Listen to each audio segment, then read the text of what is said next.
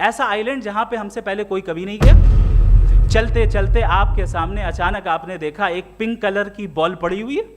سب سے پہلا سوال آپ کے ذہن میں کیا آئے گا کہ یہ بال یہاں کیوں آئی, کیسے آئی, یہ پنک کلر کی ہی کیوں ہے, کوئی اور کلر بھی ہو سکتا تھا. چونکہ آپ جانتے ہیں کہ یہ جو بال ہے اس کا ایگزسٹ کرنا ضروری نہیں ہے. یہ ایگزسٹ کر بھی سکتی تھی, نہیں بھی کر سکتی تھی, اور ایگزسٹ کرنا ہی تھا تو کسی اور فارم میں کرتی, کسی اور کلر میں کرتی.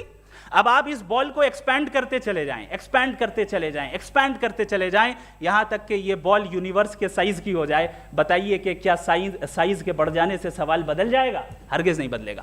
ابھی بھی سوال رہے گا, یہ یونیورس کہاں سے آیا, ان اسپیسیفک پراپرٹیز کے ساتھ کہاں سے آیا, کیوں آیا, کس نے بنایا؟ یہ سوال اس وقت بھی ویلڈ رہے گا. السلام علیکم ورحمۃ اللہ وبرکاتہ.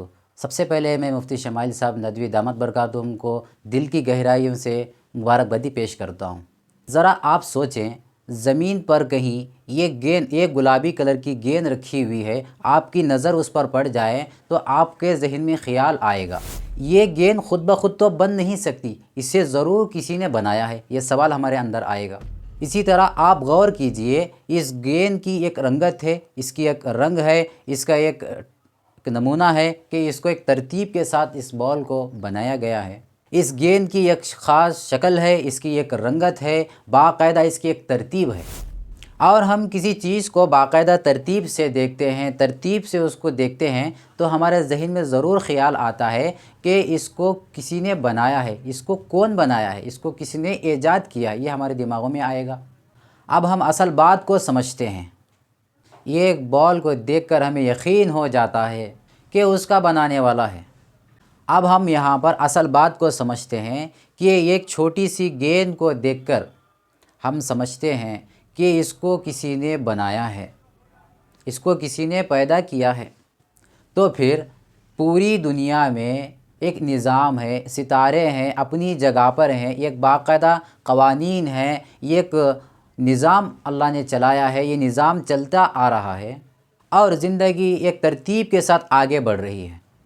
کیا یہ سب خود بخود ہی ہو گیا, یہ خود بخود ہی وجود میں آ گیا؟ کیا اس کا بنانے والا نہیں ہے, اس کے پیچھے بنانے والا ہے؟ اسی کو ہمیں سمجھنا ہے. ہم ساری دنیا کو سمجھ رہے ہیں, فلانی چیز نے بنایا, فلاں کے ہاتھ سے ہوا, اس نے کیا, اس نے کیا. ہم جہاں تک بھی جائیں ہم آخر میں جا کر اپنے خدا کے پاس پہنچنا ہی ہے. ہم آخری اسٹاپ ہمارا اللہ کے پاس جا کر ہی رکے گا کہ اسی نے پیدا کیا ہے.